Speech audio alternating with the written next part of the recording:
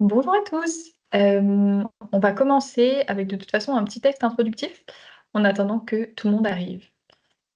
Donc, pour ceux qui ne me connaissent pas, je suis Morgane Brucco, je suis la chargée de mission, coordination, animation et valorisation des résultats pour la filière grande culture et polyculture élevage pour le réseau Défi.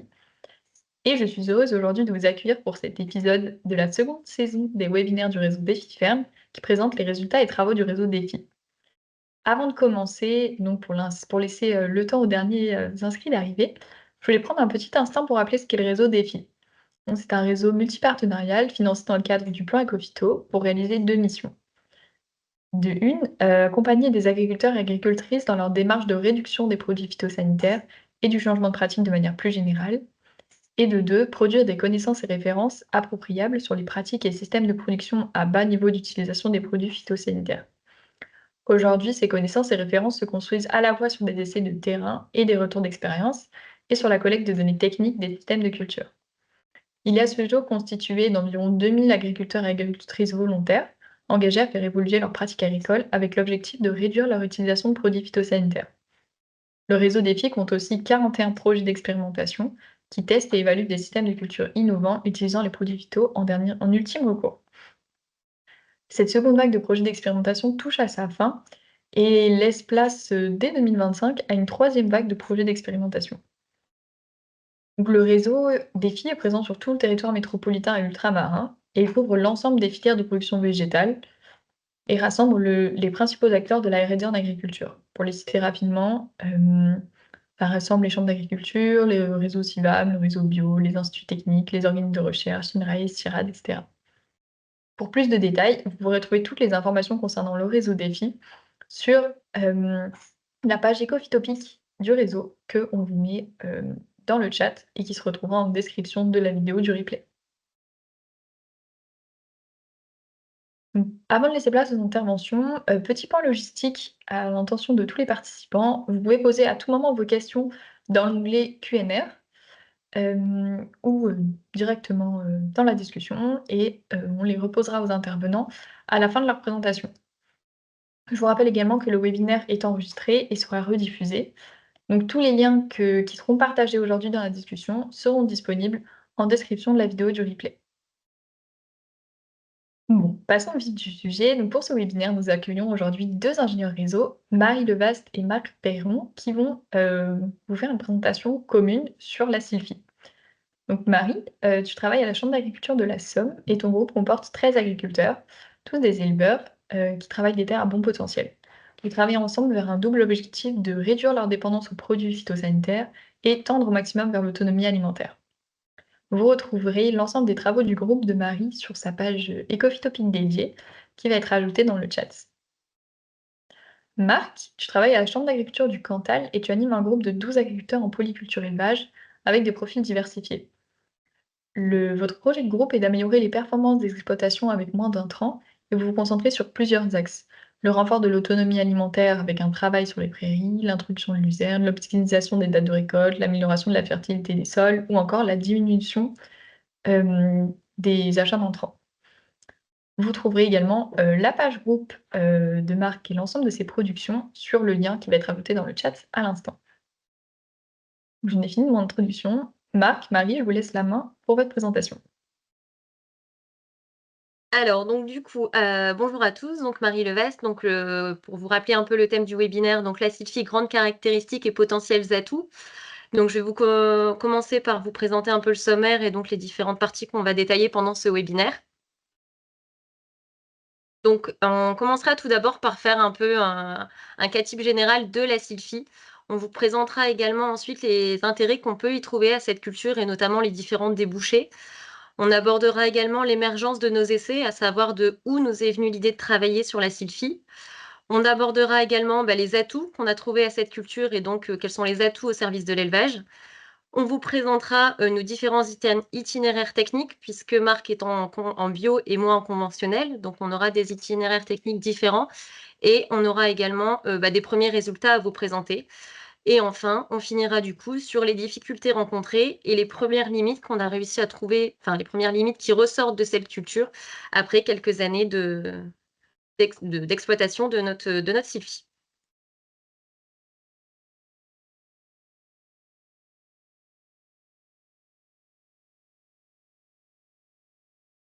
Alors, pour entrer dans le contexte de la sylphie, donc la sylphie perfoliée de la variété Arabica perfo est une plante originaire d'Amérique du Nord, hein. C'est vrai que c'est une vivace, se répand de plus en plus, en Europe, notamment en Allemagne. C'est vrai qu'aujourd'hui, on a quasiment plus de 5 à 10 000 hectares qui sont présents là-bas et depuis peu, on entend parler de cette culture qui se développe, depuis 2020. On en entend parler, dans la presse, sur internet, à la télé, de cette fameuse plante miracle, cette vivace qui pousserait toute seule. Donc voilà, je vais laisser, Marc, rentrer un peu plus dans le détail des caractéristiques de la sylphie. Donc effectivement, alors, Marie l'a dit, on est sur une plante vivace. On parle d'une pérennité de 15 ans, voire même plus. Une hauteur qui va, alors suivant le mode de culture, on y revient un petit peu tout à l'heure, mais qui oscille entre 1,80 m et 3,50 m. Une floraison de mi-juillet à fin septembre avec un caractère mellifère. Petite particularité, alors peut-être un peu technique dès le départ, mais la densité de semis, on parle d'une densité de 2,4-2,5 kg jusqu'à 3 kg par hectare. Donc comparé à ce qu'on peut, à ce qu'on a l'habitude, on va dire, d'implanter en termes de densité, on est vraiment en dessous. On parle de 5 à 80 tiges par pied. Une fois que la sylphie est développée, on est sur une plante à rhizome et un rendement, alors toujours pareil, on est sur une fourchette, mais un rendement qui va de 10 tonnes de matière sèche jusqu'à 20 tonnes de matière sèche par hectare et par an en une ou deux coupes. Alors on a un coût qui est élevé, que ce soit de l'implantation et un coût de la semence qui est très élevé, mais effectivement, si on parle d'une pérennité de 15 ans, c'est peut-être un investissement sur le long terme. Mais on y revient tout à l'heure.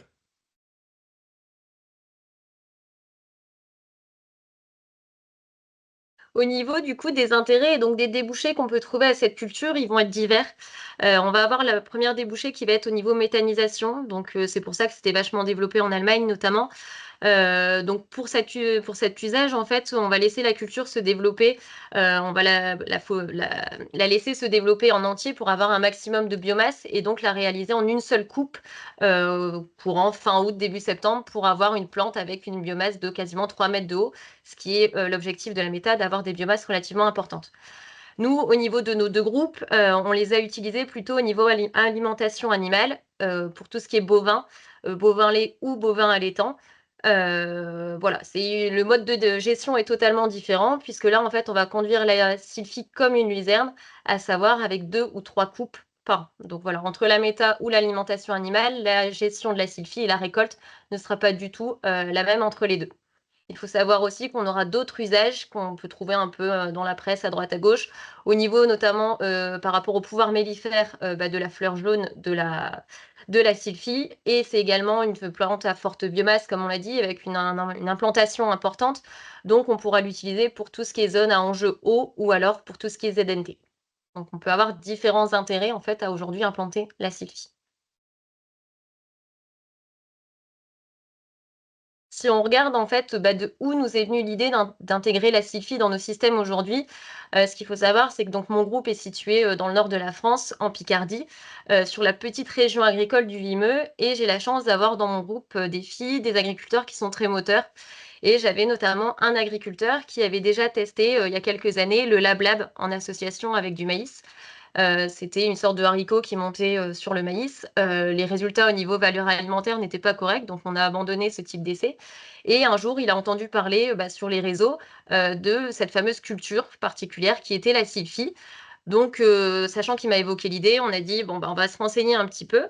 J'ai vu que le nombre d'hectares, augmentait de plus en plus en France, donc j'ai contacté directement la société Sylphie France qui est venue nous faire, en fait, une présentation globale de la sylphie et l'agriculteur a fait le choix juste derrière, de contractualiser et d'acheter la semence pour 1 hectare, et donc l'implantation a suivi en mai 2023, pour le ARL Boucher, hein, donc HEPI qui est en conventionnel et il faut savoir qu'on a réitéré l'opération, on a refait une conférence puisque, c'est vrai que quand on regarde, on va chercher les éléments avant l'implantation, on est plutôt sur du théorique. Une fois l'implantation faite, là, on avait des questions vraiment pratico-pratiques. Là, on était dans le concret. Donc il y avait d'autres questions qui avaient émergé, suite à l'implantation de cette culture. Si on part maintenant un petit peu plus au sud, si on va dans le Cantal et un petit peu plus en altitude aussi, donc on est en 2021, date où l'essai a été implanté, on fait suite à une série de 4 années de sécheresse sur 5. des sécheresses printanières, estivales, automnales. On a eu vraiment un panel, mais 4 années qui ont été vraiment très, très délicates pour les éleveurs. Et ce besoin de sécuriser le système fourrager qui a toujours été existant, mais est devenu encore plus important où on avait des systèmes qui étaient pourtant calés avec une autonomie fourragère, face à ces aléas, ne l'avaient plus. Donc on a eu un besoin de chercher des solutions, ou du moins un panel de solutions, et certains éleveurs, effectivement, Marie l'a dit aussi, mais on a eu de nombreuses informations sur les réseaux sociaux, à la télé, etc., où on nous parlait de cette sylphie, alors comme une plante à fort potentiel, mais même presque un peu comme une plante miracle, où avec peu d'intrants, peu d'eau, et une plante qui n'est ni sensible à la chaleur, ni sensible au froid, permet de produire quand même une forte biomasse pour l'alimentation animale. Donc, face à tout ce contexte, on a eu l'implantation du coup en 2021, donc chez un agriculteur bio, donc à Vézelles-Roussy, qui est à 600 mètres d'altitude. On va dire c'est à peu près une moyenne dans le Cantal. On a des altitudes un peu plus faibles, là on se retrouve un peu sur une moyenne. Et on a suivi du coup cet essai depuis son implantation en juin 2021. Au niveau des atouts, du coup, qu'on peut trouver à cette fameuse sylphie, donc comme on l'a dit tout à l'heure, elle a un pouvoir mellifère relativement important, donc ça peut être un de ses atouts, essentiels. Il faut savoir que c'est une culture qui va être peu sensible au gibier, donc ça pourra être un refuge, mais d'après ce qu'on entend un peu à droite à gauche, c'est vrai que et après quelques années de recul aussi dans nos parcelles, on n'a pas de dégâts particuliers, au niveau du gibier, donc c'est vraiment un avantage. On va avoir un enracinement profond, hein, comme on l'a dit, c'est une vivace avec un rhizome court. Donc en fait, au fur et à mesure des années, on va avoir de nouvelles tiges en fait qui vont se former et donc un enracinement de plus en plus profond qui va avoir pour avantage, de permettre à cette culture de résister au gel puisqu'elle va résister jusqu'à -40, aux submersions, donc elles peuvent rester, s'il y a des parcelles qui sont, potentiellement inondables, ça nuira pas à la sylphie et enfin aussi, au niveau de tout ce qui est épisode de sécheresse, d'où la valorisation au niveau alimentaire, où ça pourrait être une, sécurisation du système fourrager. Il faut savoir aussi que, c'est une culture qui a un faible besoin en ferti et en eau et au niveau intrant, il faut rappeler aussi qu'on n'a aucun produit phyto homologué sur cette culture. Au niveau, couverture du sol, c'est vrai qu'après plusieurs années d'implantation, comme on peut le voir sur cette photo à droite, on va avoir une biomasse importante, une couverture du sol relativement importante, donc c'est vraiment un atout aussi et enfin, il semblerait qu'on ait des valeurs alimentaires intéressantes pour tout ce qui est, alimentation animale.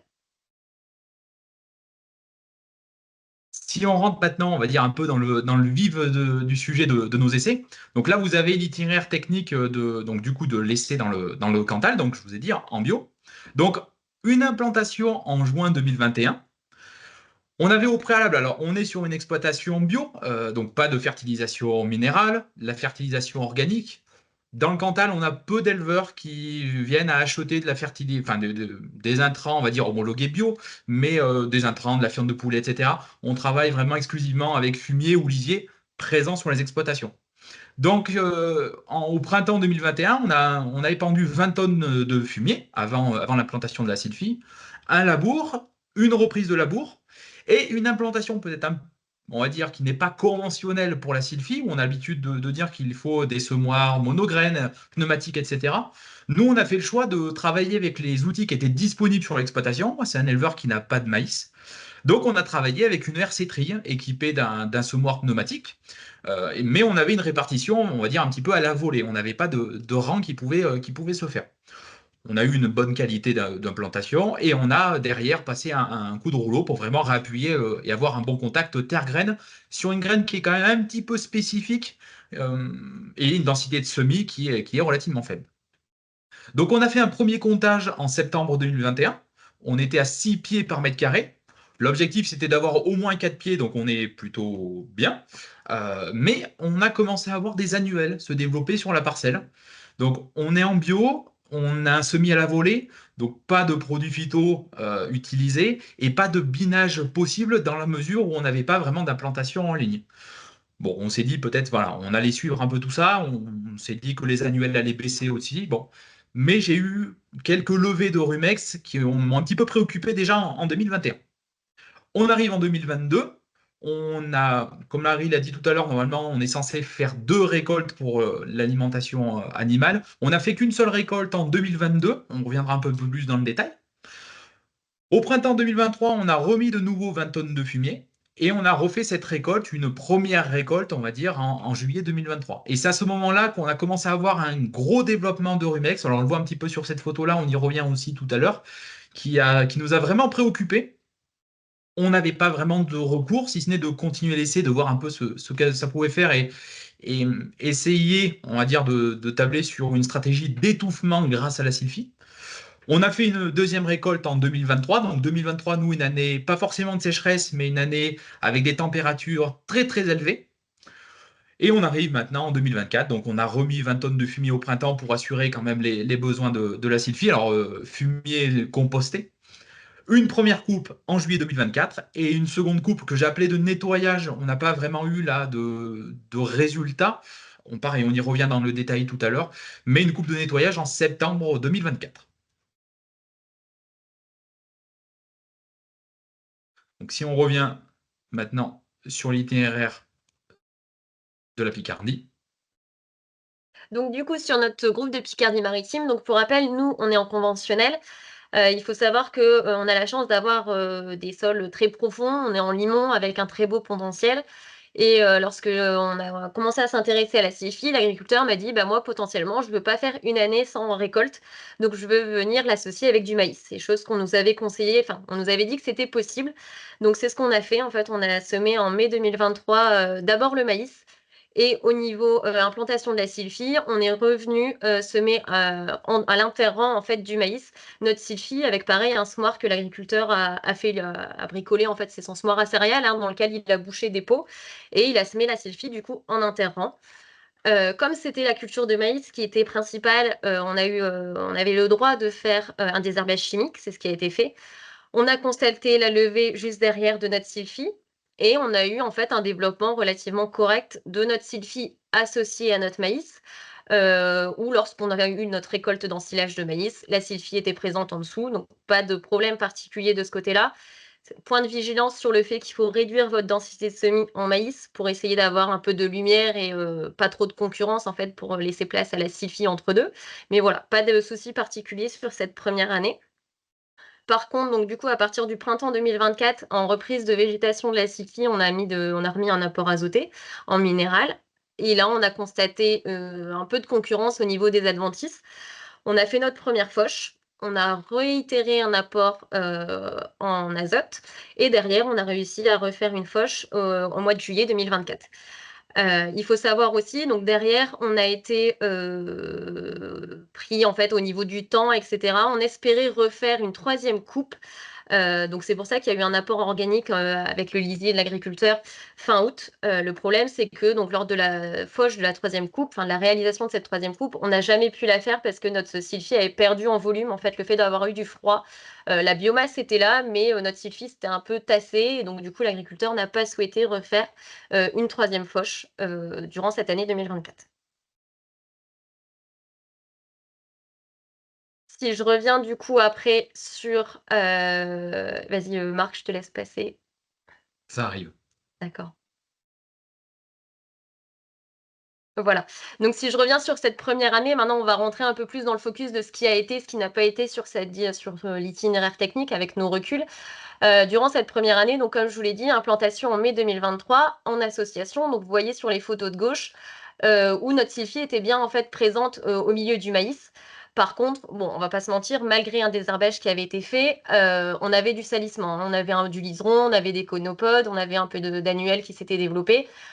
Notre maïs au niveau rendement, ça a été. Voilà, ça aurait pu être pire. Franchement, je crois qu'on était sur du 12 à 14 tonnes de matière sèche. Après, nous, on a des potentiels à 17-18, donc le rendement était moindre quand même, mais ça a été. La sylphie était bien là. Et par contre, une fois le maïs récolté, notre sylphie était bien régulière en dessous. Voilà. Pour une première année, le nombre de pieds était atteint, il était régulier, pas de concurrence particulière. Donc vraiment une année, d'un point de vue, technique, très positive. Donc pas de souci de ce côté-là, pour l'année 2023.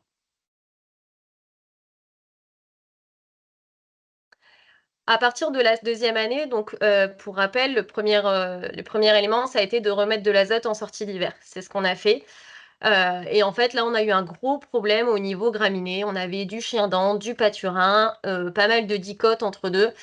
Et donc, du coup, on a commencé à se poser pas mal de questions. Ça s'était énormément sali. On vous montrera les photos à la fin.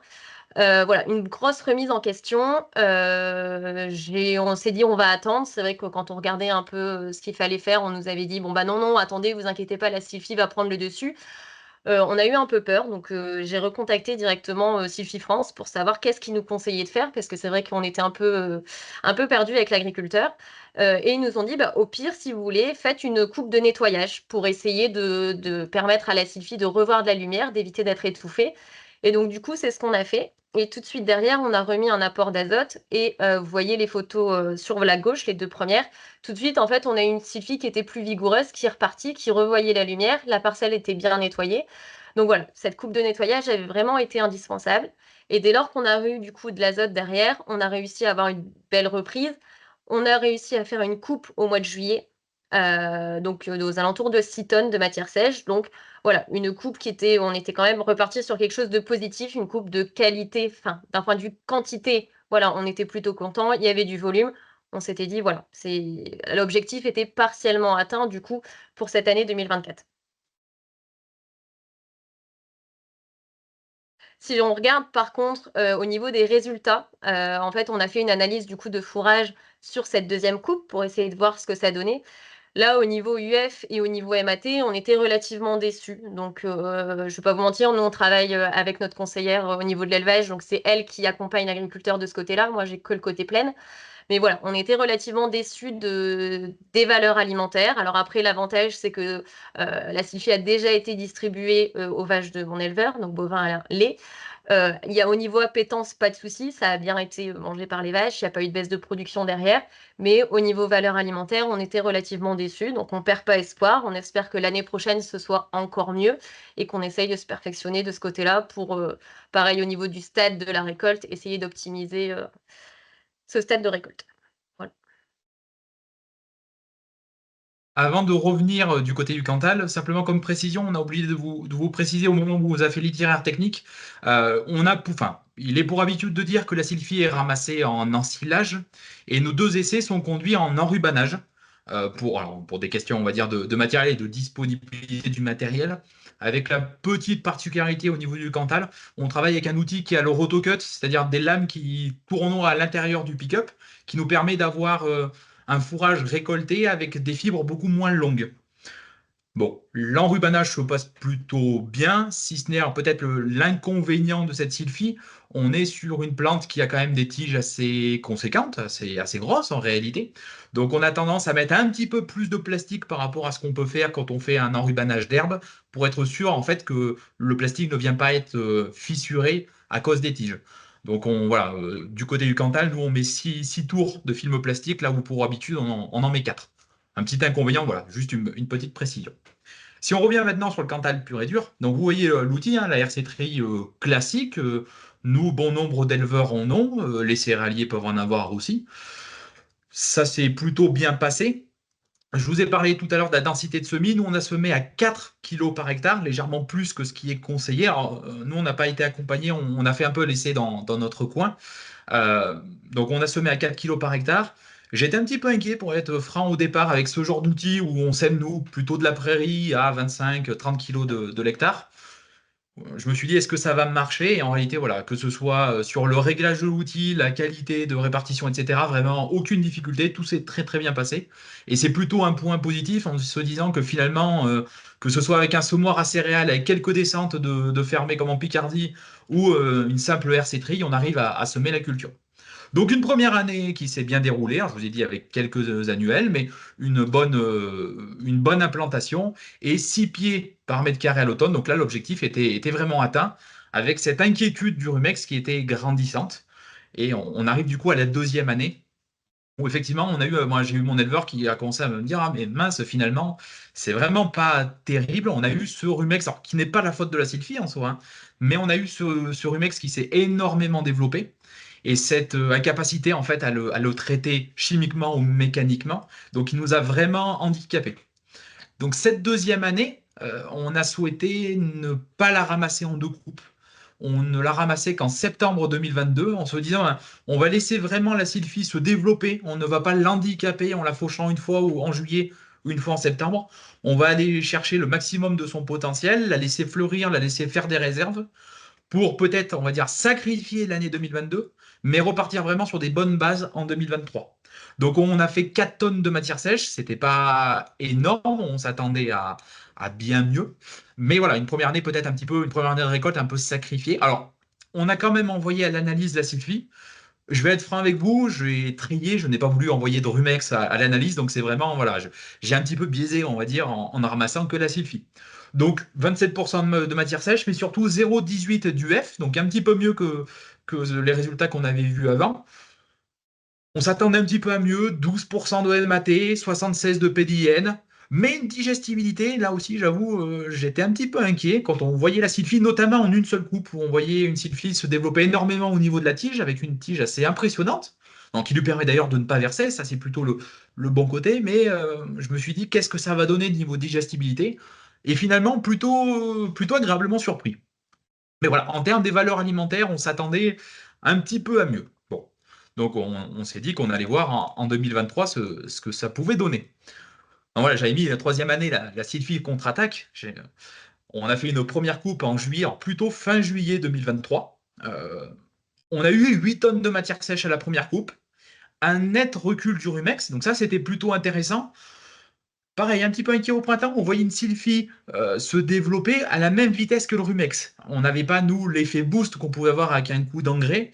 Donc une petite inquiétude, et puis finalement, à un moment, la sylphie a vraiment pris le pas sur le reste et a réussi vraiment à dépasser le rumex en sortant ces fameux 8 tonnes de matière sèche. Donc là, plutôt intéressant, avec des valeurs, on va dire, assez similaires à la première année, finalement, avec 0,81 d'UF, un petit peu moins de MAT, un petit peu moins de PDIN, mais plus de matière sèche. Donc ça, c'était plutôt une satisfaction.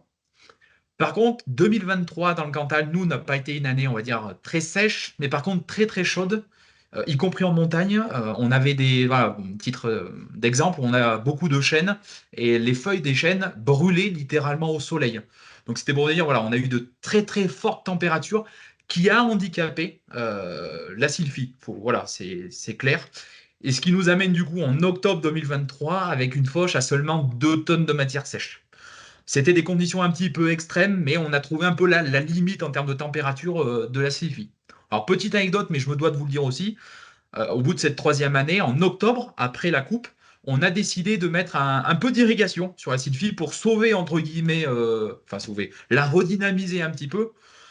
Bon, finalement, il n'a pas eu vraiment besoin, puisque le lendemain, nous, on a pris des quantités d'eau absolument astronomiques pendant un mois et demi, 2 mois. Donc, il n'y a vraiment pas eu d'impact. Mais je me dois de vous le dire, voilà, on a lancé l'irrigation qui n'a pas du tout eu d'effet, mais on a essayé de voir si ça pouvait donner quelque chose. Bon. Et on arrive du coup en 2024. Donc on a fait une coupe en juillet, toujours en juillet, mais on l'a avancé un petit peu. Là, avec l'éleveur, on s'était dit, on a peut-être ramassé un petit peu trop tard en 2023 et ça nous a handicapé au niveau des valeurs alimentaires. Donc on a ramassé plutôt la première quinzaine de juillet, donc moins de matière sèche, 15 jours de moins, donc ce qui paraît normal. On a fait quand même 6 tonnes, donc plutôt intéressant. Toujours un net recul du Rumex, alors il en reste encore, mais vu là où on est parti, c'est quand même déjà une belle victoire. Donc 6 tonnes de matière sèche, avec des résultats, là, par contre, niveau valeur alimentaire, pas si différentes de l'année d'avant. Donc ce qu'on a perdu en quantité, on n'est pas forcément allé chercher en termes de valeur alimentaire. On est toujours sur les 0,8 du F et 11 de MAT. Alors un petit peu plus de PDN, mais la même digestibilité. Bon, voilà. On s'attendait un petit peu à mieux. On a eu moins de quantité. Bon. Et on arrive du coup, période estivale 2024. Donc nous, plutôt clémente, on a eu de l'eau. Enfin voilà, pas de grosses difficultés. Je ne saurais vous dire pourquoi, mais au milieu de la parcelle, on a vraiment eu une bande où la sylphie s'est redéveloppée et d'un coup a périclité. On ne sait pas pourquoi, on ne comprend pas, avant de finalement repartir, mais du coup on a perdu vraiment de la quantité. Par contre, lui, le Rumex en plus avait continué à pousser. Donc la seconde coupe en octobre, on ne l'a même pas posée, ça a été vraiment une coupe de nettoyage. Voilà. Voilà un peu ce que je peux vous dire pour les 4 premières années du Cantal.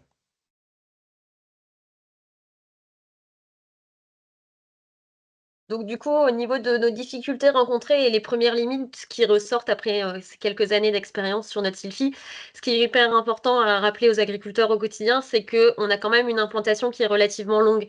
Avant d'avoir une récolte de qualité, il faut qu'il se passe au moins, je pense, 2 à 3 ans. Voilà, il y a vraiment une implantation qui est longue de la culture pour avoir un nombre de tiges suffisant et donc d'avoir un volume conséquent. Voilà, on a quand même une implantation complexe et longue à gérer. On l'a dit, le semi-complexe, donc comme on vous l'a dit tout à l'heure, c'est une graine qui est relativement plate. La taille de la graine, c'est la même taille qu'une graine de tournesol, mais au niveau épaisseur, elle est vraiment très fine. Donc on a vraiment un contact terre-graine qui doit être très bien fait, quitte à rouler si c'est nécessaire. Mais voilà, au vu du prix de la semence, on ne doit surtout pas se louper sur l'implantation et donc sur cette technique de semis. On vous l'a dit, le coût d'implantation est élevé, donc on n'a aucun droit à l'erreur. Vraiment, c'est quelque chose primordial à rappeler aux agriculteurs. Et ce qui ressort aussi, c'est que on a peu de recul, hein. Je pense que Marc et moi, on a été dans les mêmes situations pendant ces 2 à 4 années de travail. C'est qu'on a peu de recul, donc d'où l'intérêt de ces webinaires et de faire parler de la Sylphie, c'est qu'on est tous dans la même galère aujourd'hui. On a peu de recul, on a peu de conseils. L'objectif, c'est d'échanger avec chacun, hein, mais voilà, c'est quand même très compliqué à gérer quand on a peu de références sur ce genre de culture. Vous le voyez sur les 2 photos, on a un salissement qui est complexe à gérer. Je pense qu'au vu du prix de la semence, quand on a une parcelle comme ça et un agriculteur à côté de nous et on lui dit: «Ça va aller, ne t'inquiète pas», c'est quand même très compliqué. Alors on vous montre après, hein, on a quand même, on a des récoltes en quantité, voilà, ça va, mais c'est quand même très stressant et voilà, le salissement est quand même très complexe à gérer. Donc on voit des coupes de nettoyage sont parfois nécessaires. Voilà, c'est un élément qui est quand même très important et je pense qu'il faut pas croire que c'est une culture qui un miracle, comme on a pu dire au début, qui pousse toute seule, qui n'a pas besoin de rien. Voilà, c'est vraiment un point, très important à remonter. Voilà, il ne nous reste plus qu'à vous remercier de votre attention et on se tient à votre disposition pour répondre à vos questions. Alors merci beaucoup, Marc et Marie pour votre présentation qui était très intéressante. Pour ceux qui souhaiteraient aller plus loin, je précise juste avant le temps de questions que vous trouverez, dans le chat à l'instant et donc qui sera en description de la vidéo du replay, un PDF, de Sylphie France qui présente, des aspects techniques, sur la culture de la sylphie, dont vous retrouvez certains, directement dans le webinaire et également une page, web Ecophytopic, réalisée par Marc, qui présente, bah, de nouveau des aspects sur la sylphie et le lien avec l'élevage. Maintenant, nous allons passer, à la séquence de questions-réponses. Vous pouvez continuer à poser vos questions, mais, il y en a déjà beaucoup, qui sont déjà arrivées pendant la présentation, donc je vais essayer de les reprendre dans l'ordre. On avait une première question, qui demandait si, pour la sylphide, il s'agissait de rhizomes non traçants, comme par exemple, pour certaines, variétés de Miscanthus. Si vous avez la Marc, réponse. tu as des infos ou? Alors, pour le coup, on est sur une plante assez similaire au Miscanthus d'un point de vue système racinaire, effectivement. C'est presque pas je dirais peut-être pas une inquiétude. Enfin, il faut se dire si enfin, en tout cas, moi, me concernant mon éleveur, ça a été un peu une petite source d'inquiétude au départ, en se disant, et par rapport au retour qu'on a sur le Miscanthus, est-ce que c'est pas une plante qui pourrait, entre guillemets, mais nous échapper et se laisser un peu gagner? Bon, ça n'a pas été vraiment le cas, hein. Enfin, voilà, nous, il n'y a pas eu de souci. C'est plutôt à la limite l'inverse, les prairies qu'on a autour, qui ont tendance à vouloir rentrer dans la parcelle de Sylvie plutôt que la sylphie qui aurait tendance à vouloir aller autour. Mais on est sur un système racinaire assez identique. OK, merci. Ensuite, alors on a 2 questions de la même personne, donc la première qui est plutôt une remarque, mais que je partage parce qu'elle est intéressante, qui est que les collectivités territoriales pourraient mettre en place une ceinture de suivi autour des villages qui pourraient être entendus par les agriculteurs. Ça augmenterait la qualité de vie des usagers en favorisant la biodiversité. À bon entendeur. Peut-être Hem, juste pour rebondir, alors oui? petite anecdote, hein, mais la première année 2022, alors moi j'ai laissé du coup la sylphie toute l'année, donc elle est vraiment allée à son plein potentiel de floraison. Alors pas l'éleveur, mais l'éleveur a des amis qui ont des ruches, et donc du coup ils ont apporté bon, bah, des ruches autour de la sylphie, hein, et alors moi, n'étant pas un très grand connaisseur, donc je lui demandais un peu qu'est-ce que ça donnait, est-ce que c'était intéressant et tout. Et effectivement, d'un point de vue productivité et qualité du miel, il y a vraiment quelque chose d'assez intéressant visiblement aussi avec cette plante-là. Alors voilà, je lance un peu un pavé dans la mare parce que je ne suis pas un grand spécialiste, mais c'est le retour que m'avait fait, c'est un agriculteur aussi, mais qui avait ses ruches. OK, encore un avantage de la sylvie. Et une 2e question, qui était, est-ce que c'est possible d'envisager la sylvie en paillage? Il me semble que oui, ça a été testé. Alors je ne sais pas ce que ça vaut, mais je sais que j'avais lu que ça peut être également utilisé au niveau paillage. À OK. retravailler, hein, mais c'est une des débouchés possibles aussi. Mmh. Ensuite, j'ai groupé 2 questions. J'en ai 2 sur, l'association avec le maïs. Oui. Donc, je crois que tu l'as dit Marie, mais pour préciser, est-ce que le désherbage chimique est donc bien autorisé s'il y a une association maïs-sylvie? Alors, bah, moi, sur les documents que j'avais et on a bien revérifié, normalement, il y a que l'Atikakwa, donc c'est le seul produit qui est aujourd'hui, cautionné et homologué en association avec le maïs. OK, Uniquement, donc c'est de la pendimétalline, hein, mais tous les autres produits à base de pendi ne passeraient pas. Donc il y aurait que celui-là. OK. Et ensuite, 2e question, toujours sur l'association maïs. Est-ce que, en année 1, Oui. s'il y a une mauvaise récolte de maïs, du fait d'une année très humide comme, par exemple, l'année dernière, Oui. est-ce que ça va on a quand même une bonne, récolte de sylvie? Est-ce que la sylvie va quand même, survivre même si l'ensilage de maïs est compliqué? Par rapport aux conditions climatiques, donc oui, c'est une bonne Ouais, remarque. En fait, c'est vrai que ça, on en avait parlé suite à différents échanges. En fait, la sylphie, la première année d'implantation, comme c'est une vivace, plus elle va être matraquée, donc même s'il y a les passages de benne, d'ensileuse et cetera, en fait, justement, ça va renfoncer, je veux dire un peu pas le plateau de talage, hein, mais le système racinaire et donc du coup, ça va justement mettre en difficulté la sylphie et c'est vrai qu'en parlant avec, certaines personnes qui avaient, travaillé la sylphie, ils me disaient: «Plus la sylphie va être en difficulté, plus son système racinaire va s'implanter et c'est ce qui va permettre derrière d'avoir une reprise de végétation plus importante».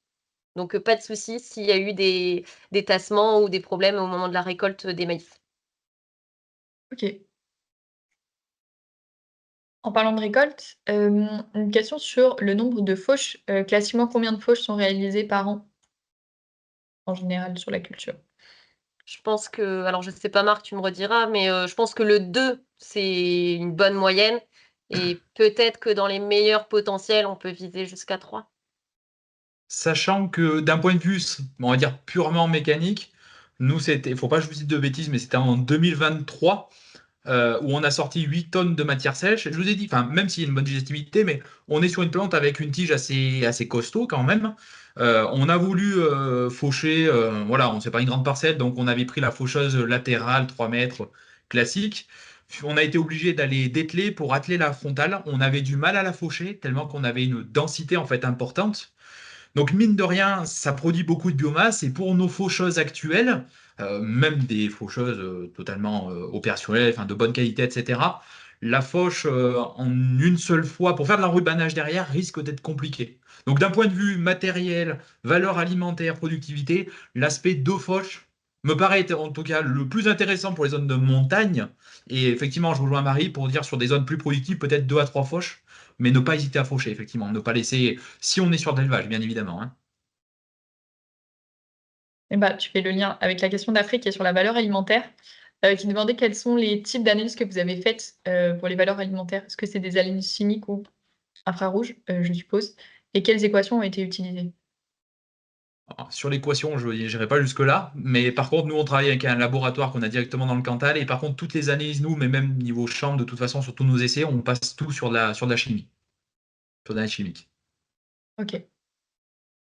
Moi, je pourrais pas donner plus d'infos, je vais pas vous mentir que moi, j'ai vu avec ma collègue qui est conseillère au niveau de l'élevage, je l'ai laissé gérer cette partie-là parce que je pense que ça doit être la même chose. Mais voilà, s'il y a besoin de plus d'infos, il y a pas de souci, on pourra se transmettre les infos, mais je pourrais pas donner plus de détails de mon côté. OK. Hem et ensuite, 2e question aussi, quelle est, l'appétence d'une sylphie qui est déjà largement fleurie au moment de la récolte? Tu avais parlé de Alors il y a l'appétence. un élément qu'on n'a peut-être pas dit. En fait, au moment de la récolte de la litchi, normalement, il faut absolument pas qu'elle soit montée à floraison.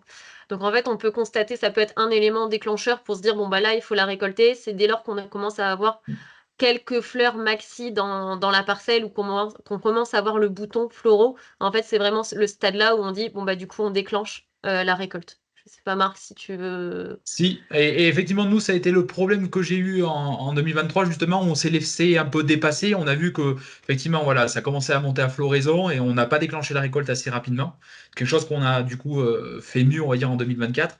Petite anecdote quand même, en 2022, là où la sylphie, moi, était, on va dire, la moins jolie, mais par contre, la plus fleurie, je suis bordé par des, voilà, par des parcelles de fauche, voire même de pâture, et j'ai une vache de l'agriculteur qui s'est échappée. Alors, elle n'est pas allée bien loin, elle a sauté dans la parcelle de sylphie, et elle s'est régalée.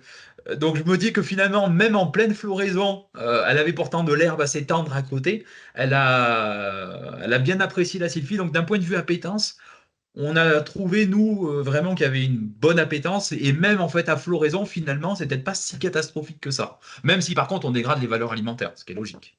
En fait, le point sur lequel il est hyper important, en fait, c'est plus on va récolter tard au niveau stade notre sylphie, plus ça dégraderait nos valeurs alimentaires. Donc c'est là où, en fonction des années, bon, ben, on va avoir plus de recul, on saura déclencher notre moment de récolte. Et je pense que c'est là aujourd'hui où, au niveau valeur, on n'est pas bon. Mais est-ce qu'on déclenche nos récoltes au bon moment?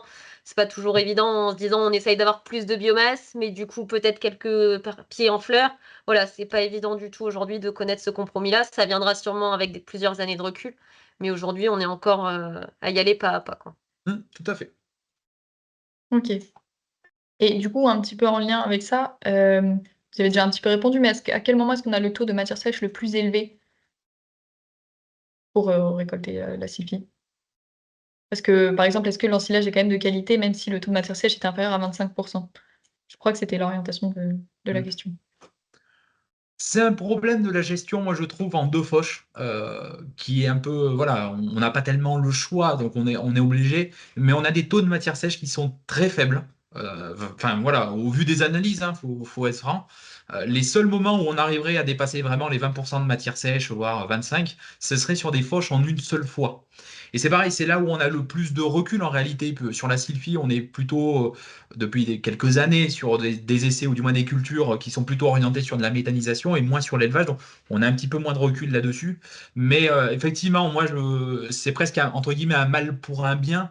Me concernant, pour l'utiliser en enrubanage, je trouve que finalement, ça s'y prête presque mieux que d'aller ensiler quelque chose à 17% de matière sèche. Et la quid de comment ça se comporterait dans le silo derrière. Mais ça, c'est des choses où on n'a pas forcément aujourd'hui, quoi. OK. Et du coup, justement, ça fait un peu lien avec une autre question, est-ce que le stade de récolte, il est différent en fonction de la destination? Justement, du coup, tu parlais de jusque-là, c'était plutôt en méthanisation, mais est-ce que, du coup, Alors, ça se récolte au oui, mètre stade que c'est à destination fourrage? bah, en fait, si on le gère en deux coupes, donc du coup pour une destination fourrage, ce que disait Marie tout à l'heure, mais on vise vraiment le tout début floraison, voire même pas floraison du tout. Alors que si, donc là on sera en deux coupes, alors que si on part sur une destination méthanisation où on a vraiment l'objectif biomasse, dans ce cas-là on laisse passer la floraison, on a même la chute des pétales, on a jusque de la récolte, enfin de la récolte de graines, enfin on a la formation des graines. Donc on a vraiment un stade qui est beaucoup plus avancé avec une floraison qui est totalement passée, alors que pour une valorisation en élevage, on vise le stade vraiment tout début floraison. Et juste pour compléter, ce stade, floraison, en fait, on va l'avoir à une taille de 1 mètre, 1,20 m grand maximum, en fait. Tandis qu'en méthanisation, on va attendre que notre SIFI monte en gabarit, en biomasse. Donc on va avoir une SIFI qui va faire plus de 2 mètres, voire 3 mètres de haut. Au niveau élevage, on n'en est pas là, hein. C'est vraiment, quand ça fera un moment je pense que il me semble que ma première récolte, on l'avait fait, elle faisait 1 mètre, hein, pas plus. Donc voilà. Mais je commençais déjà à avoir mes premiers boutons, donc c'est ce qui m'avait fait déclencher, la fauche. OK. Bon, je prends une dernière question sur les valeurs alimentaires, ensuite je passerai sur un autre sujet, mais il y a tellement de questions. Qui est donc, compte tenu des valeurs alimentaires, est-ce que cette plante semble intéressante pour pallier au fourrage classique, plus impacté en période de sécheresse? En considérant que la sylphie est un fourrage alternatif. Bah, après, ça remet presque un peu en cause, enfin en question, ou du moins en réflexion, quelle place on donne à la sylphie dans le système fourrager. Euh, Certains, c'est pas une critique dans ce que je vais dire, mais certains pourraient voir la sylphie comme un remplaçant du maïs. On a tendance à dire finalement qu'on a des valeurs qui pourraient s'en rapprocher un petit peu, peut-être un petit peu moins sur l'énergie, un petit peu plus sur de MAT. Enfin, donc tout dépend de comment on le voit. Pour le Cantal, nous, vraiment, on ne le voit pas comme un remplaçant du maïs, mais plutôt comme un outil de plus, une culture de plus, une alternative de plus à mettre en place pour sécuriser le système fourrager.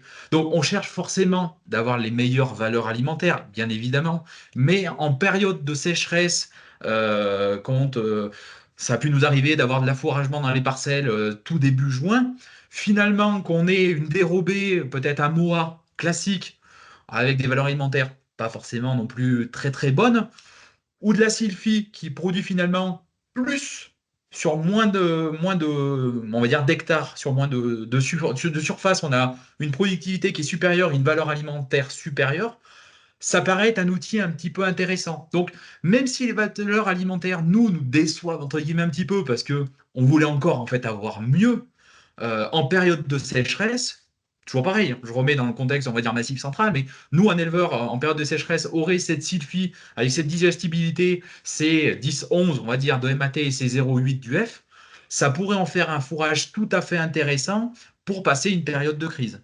Alors, pas forcément pour faire du lait, pas forcément chez un laitier qui a vraiment besoin de qualité pour sortir un litrage intéressant, mais pour un, alors moi c'est un éleveur allaitant, mais pour un allaitant c'est un super outil avec finalement une plante qui est quand même intéressante. Pour un éleveur laitier, ça peut être pour sécuriser le pâturage ou faire de l'alimentation en verre au pâturage pour ses génisses, pour ses taris. Donc vraiment, ça a adapté après au système et à l'exploitation, mais on le voit comme quelque chose d'intéressant pour pallier et pour passer ces périodes de crise euh, de quelques mois. Voilà. OK. Hem, Ensuite, pour finir un peu sur la méthanisation, une question que j'ai sautée tout à l'heure, est-ce que vous avez des retours sur la valeur de méthanisation?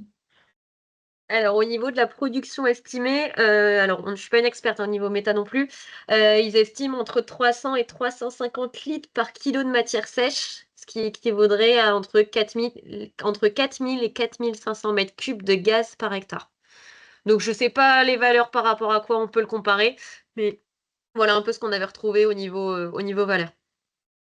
Après, alors, c'est peut-être une caricature, mais j'ai envie de dire qu'un méthaniseur, mine de rien, c'est presque une grosse panse de vache. Donc finalement, si on a des valeurs alimentaires intéressantes pour l'élevage, si on extrapole, on pourrait se dire bah, que finalement, pour la méthanisation, ça doit être intéressant aussi. Et vice-versa, d'ailleurs, c'est un peu comme ça aussi. On se dit, si ça marche en méthanisation, bah, c'est que finalement, dans l'élevage, ça a peut-être une place aussi à trouver. Ouais. Ensuite, question un peu plus technique.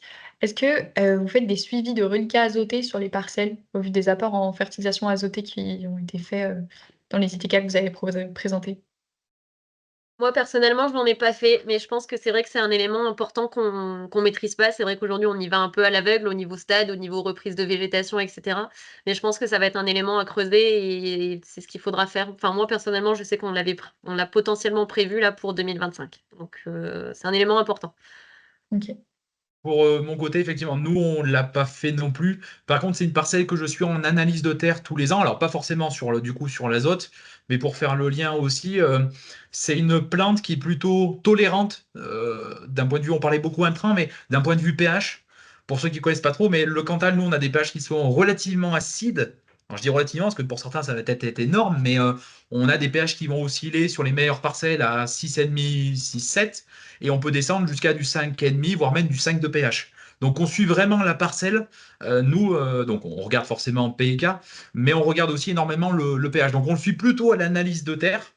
On ne l'a pas suivi en reliquat azoté, mais ça serait quelque chose qui serait intéressant à faire. Affaire à suivre, sur vos pages groupes Hmm. si l'année prochaine, vous faites des tests. Également, est-ce qu'il y a eu des essais de semis sous couvert pour, gérer l'enherbement? Non.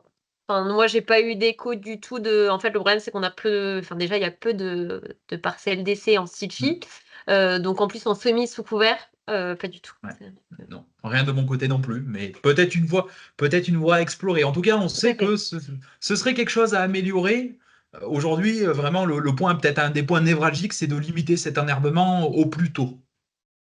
c'est ça. OK. Et justement, puisqu'on parle, du fait d'avoir, peu d'autres essais qui sont menés sur la sulfie, est-ce que quand même vous avez eu d'autres échos, d'essais dans le réseau des chambres ou ailleurs? Avec quels résultats? Est-ce que vous entendez un peu parler autour de vous? Alors moi, j'en ai un petit peu entendu parler. Je vais pas faire forcément du coup beaucoup de pub, mais j'ai une collègue qui a essayé dans la Haute-Loire. Donc un contexte un petit peu différent, nous Haute-Loire, donc bordure Cantal, mais sur des altitudes un peu plus faibles, en plaine. C'est un peu grâce à elle d'ailleurs que j'ai lancé mon essai. Et elle avait un an de, entre guillemets, de plus que moi. Elle avait implanté un an avant.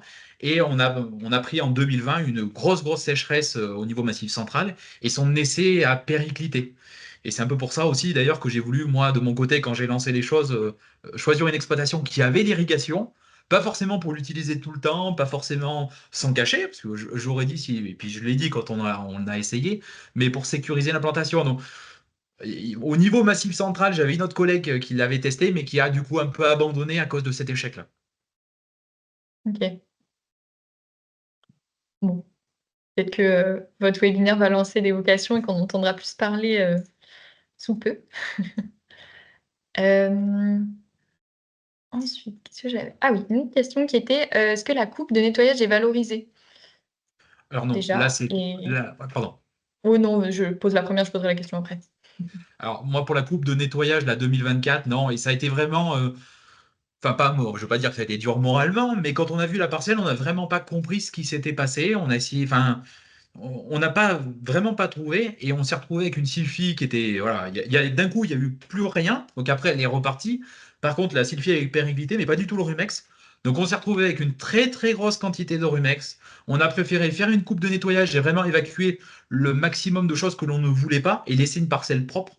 Par contre on s'est retrouvé du coup avec ça n'a même pas été enrubanné, hein, ça a juste été bottelé pour pouvoir en fait enfin, voilà, le mettre dans un coin, il y a pas d'autre mot, et ne pas l'utiliser, ne pas la valoriser pour éviter aussi d'ensemencer éventuellement d'autres parcelles de Rumex. Donc voilà, la dernière coupe a vraiment pas été exploitée pour nous en 2024.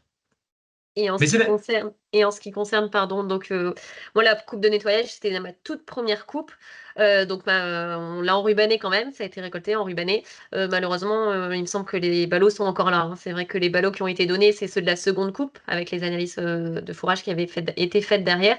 Mais je pense que ma première coupe, voilà, j'ai pas encore vu avec l'agriculteur ce qu'on allait en faire, mais pour l'instant, ça a pas été distribué, en tout cas, et valorisé. OK.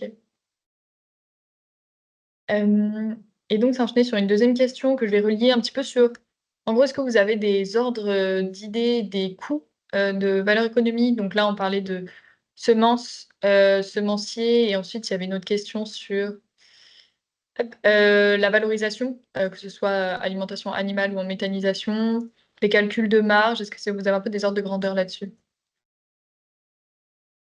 Alors, pareil, très simplement, après le coût d'implantation, moi sur la parcelle, on est revenu de l'ordre, en comptant les frais de mécanisation, à 2 600 € pour implanter, du coup, enfin 2 600 € par hectare, rien que de coût d'implantation.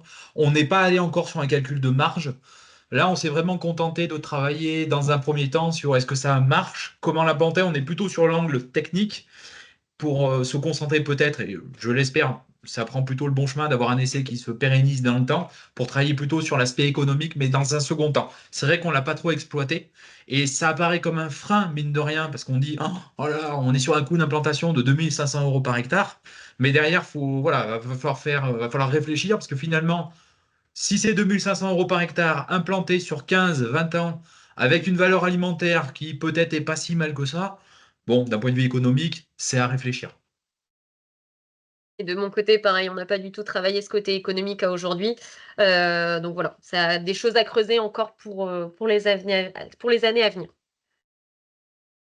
OK. Hem, Ensuite, une question sur les variétés. Quelles variétés est-ce que vous avez utilisées?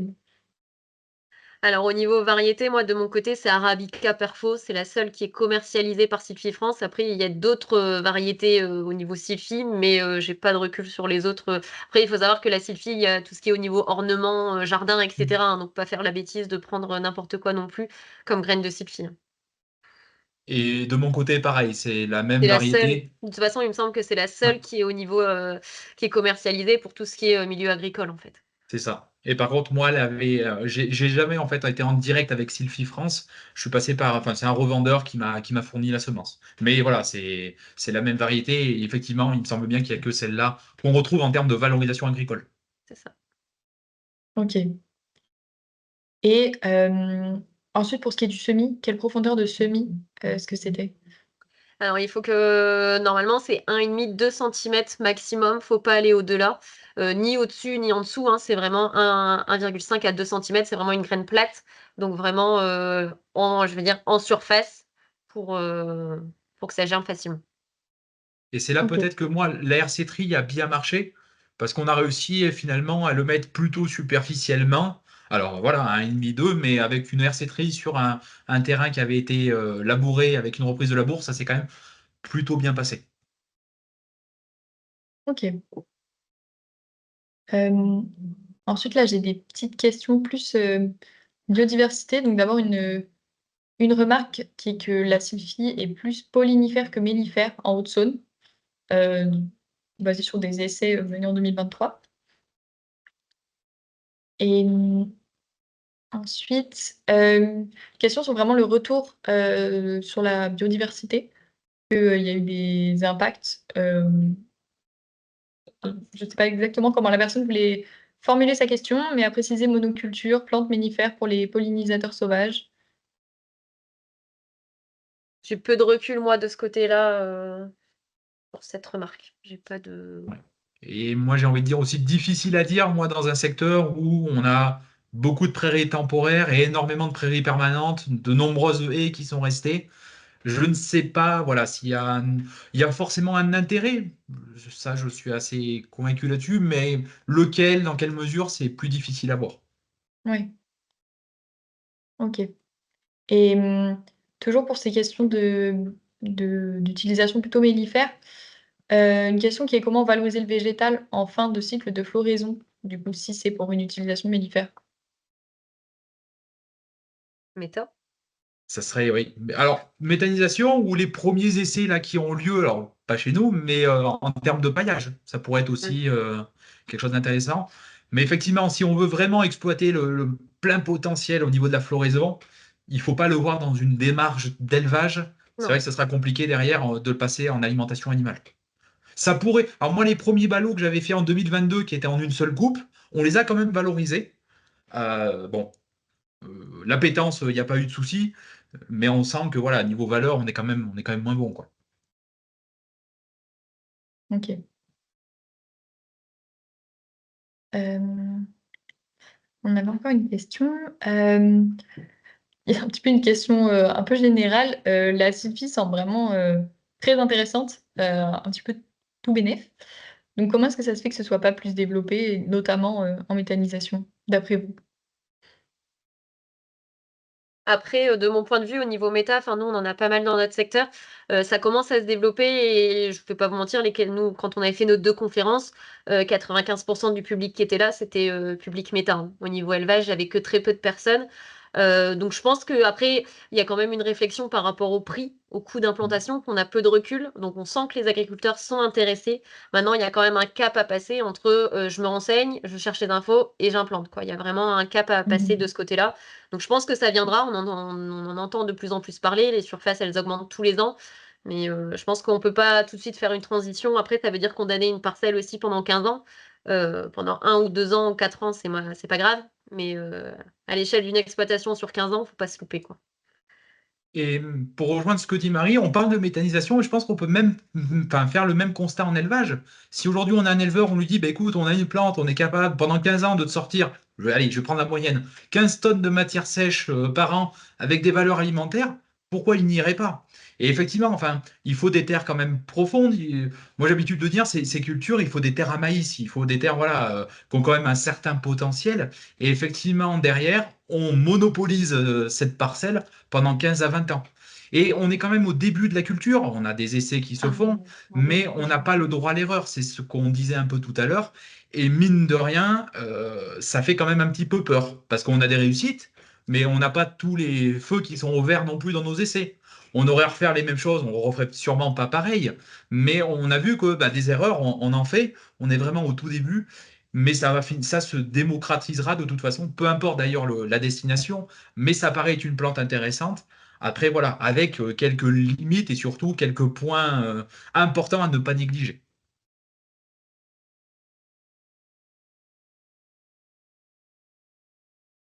Ah, tu as coupé ton micro, Morgane. Merci. Je pense que ça répondait un petit peu à la dernière question qui était justement si la sylphite est adaptée à tous les types de terres, donc c'est parfait. On va clore, ce webinaire pour ne pas trop, dépasser sur 14 heures, mais merci beaucoup à vous pour vos réponses. Merci à tous pour vos questions. J'espère que, ça vous a plu, mais je n'en doute pas vu le nombre de questions. Si vous en avez d'autres, que vous pensez à d'autres choses, n'hésitez pas à contacter, nos 2 intervenants. Vous avez, tous leurs contacts, sur l'écran actuellement. Le replay sera disponible rapidement. Vous pourrez retrouver les ressources présentées et le diaporama. Le diaporama est déjà d'ailleurs disponible sur le lien de la page web associée au webinaire. Vous le retrouverez dans le chat et en description pour plus tard. Et n'oubliez pas que vous pouvez vous abonner à la newsletter mensuelle sur les webinaires Défi Ferme pour recevoir les infos sur les prochains épisodes. Vous aurez également le lien qui sera disponible. Et pour info, le prochain webinaire se tiendra le 13 février et portera sur la diversification des cultures en grande culture, polyculture, élevage. Merci beaucoup à tous et bon après-midi.